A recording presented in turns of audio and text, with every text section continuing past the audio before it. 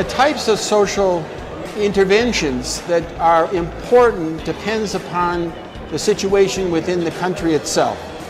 So in some cases it's very basic needs like food or clean water or energy poverty.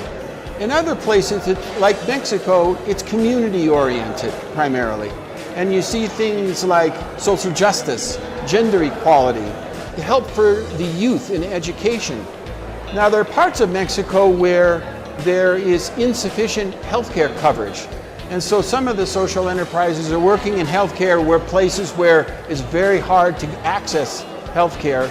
And all of those things are important. Here in Mexico, there's Clínicas del Azúcar, who is treating diabetes. There's PACE MD, who is providing healthcare to regions that don't have access to it. There's Ilu Mexico, which is energy poverty. There's Someone Somewhere, who is doing things with artisans in remote areas. Whole variety of organizations. And what I feel most strongly about is that the leaders of these social enterprises are not only competent and capable, but passionate about the impact that they bring and have found the right configuration of their business model to be able to scale. And every one of them has been successful in raising outside capital to grow their business. One of the problems that social entrepreneurs have, just like any other entrepreneur, is not understanding the real customer problem. And so the solution misses the mark with the problem.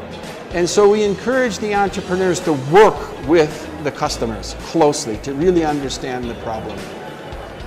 The second one is access to capital. Now, access to capital is changing, and it's changing rapidly. So it's not like Silicon Valley, where you have a bunch of venture capitalists who are tripping over each other to give businesses money. Here, you have to be more articulate about what your capital needs are, what type of capital that you need, whether it's grants or debt or equity, the use of funds, so how that will improve the performance of the business and improve the impact to the customers, and the return on the for the investor. So the investor returns may be economic, meaning I want a return expressed in economic returns, percentage of return on investment. But many investors are also looking at an impact return. That is, if I grant $100,000 and you could serve 1 million people, I like that. And I'm willing to make that investment because I care personally about that impact, and that's extremely important to me. And of course, then there's the hybrids, the blends of both economic and impact. It's different for every enterprise, but what we guide the social entrepreneurs to do is to start with the Sustainable Development Goals. Because the world, through the UN, has agreed to these 17 Sustainable Development Goals, and that's a starting point. So whether it's access to water or gender equality, there is a Sustainable Development Goal that becomes a guiding star. Now the specific measurements are different, and they're different for each enterprise, and the entrepreneurs can use iris metrics or other ways of determining those, or the ones that they feel most are correlated to their impact.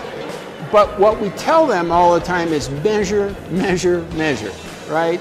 And impact metrics and the measurement is critical for impact investors. While economic investors care about the number of customers and the revenue and the profitability and so on, an impact investor cares about not only the beneficial outcome for but what the transformation of their life is. Does it actually improve their standard of living?